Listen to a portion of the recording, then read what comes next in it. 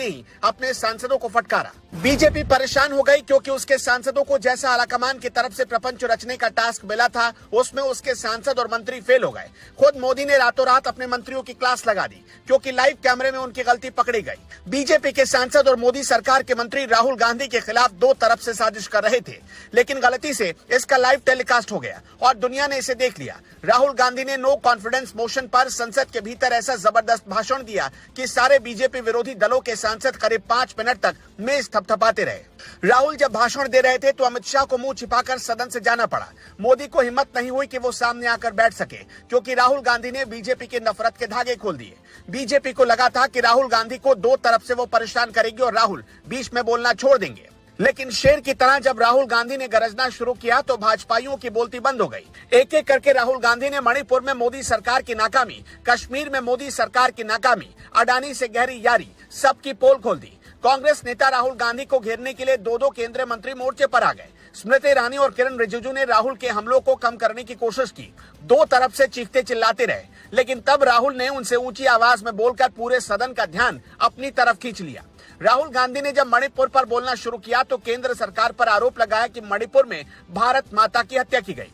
राहुल ने कहा कि भारत माता को आपने मणिपुर में मार दिया, आपने मणिपुर के लोगों को मारकर भारत की हत्या की, आप देशद्रोही हो, आप देशभक्त नहीं है, आपने देश की हत्या मणिपुर में की, इसलिए आपके प्रधानमंत्री मणिपुर में नहीं जा सकते क्योंकि उन्होंने मणिपुर में भारत माता की हत्या की। इतना बोलने की देरी थी कि सबसे पहले सीट से उठ खड़े हुए केंद्रीय मंत्री किरण रिजिजू और लगे आरोप लगाने कि राहुल गांधी आज जो भी मणिपुर पर बोल रहे हैं उसकी जिम्मेदार कांग्रेस पार्टी है। नॉर्थ ईस्ट में इनकी पार्टी ने इतने साल तक शासन किया, मणिपुर में मिलिटेंट कांग्रेस पार्टी के कारण पैदा हुए। रिजिजू ने यह बोलकर राहुल गांधी की धार को कुंद करने की कोशिश की कि कांग्रेस के दौर में इस इलाके में उग्रवाद अपने चरम पर था, यानी मणिपुर से ध्यान हटाकर नॉर्थ ईस्ट पर लेकर चले गए थे किरण रिजिजू, जबकि बात सिर्फ मणिपुर सेंट्रिक होनी चाहिए थी। नियम ये कहता है कि जब विपक्ष का कोई सीनियर नेता बोल रहा हो तो बीच में सत्ता पक्ष का मंत्री या सांसद कोई नहीं बोलेगा, सिर्फ सुनेगा। लेकिन पहले किरण रिजिजू और बाद में स्मृति ईरानी भी अपनी मर्यादा भूल गई। इसी बीच स्मृति ईरानी ने आरोप लगा दिया कि संसद के भीतर एक महिला सांसद को राहुल गांधी ने फ्लाइंग किस दिया। आरोप बहुत गंभीर था, वो भी बिना सोचे समझे आरोप लगाया गया।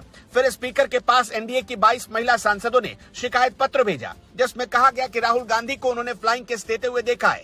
स्पीकर ने फौरन लोकसभा का फुटेज दिखवाया जिसमें ऐसा कुछ भी नहीं मिला। इसके बाद जिन 22 महिला सांसदों ने राहुल गांधी के खिलाफ फ्लाइंग किस देते हुए देखने की शिकायत की, उनमें एक नाम हेमा मालिनी का भी था। लेकिन जैसे ही हेमा मालिनी संसद के बाहर आई और मीडिया ने उनसे पूछा कि क्या आपने राहुल को किसी महिला सांसद को फ्लाइंग किस देते हुए देखा है, अंदर क्या हुआ था, फौरन हेमा मालिनी कहने लगी कि उन्हें तो इसकी कोई जानकारी भी नहीं कि उनका नाम शिकायत करने वाली महिला सांसदों में डाल दिया गया। ये कौन कर सकता है?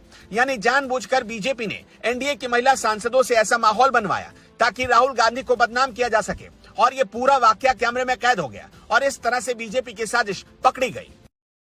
हिंदू राष्ट्र बनाएंगे, हिंदू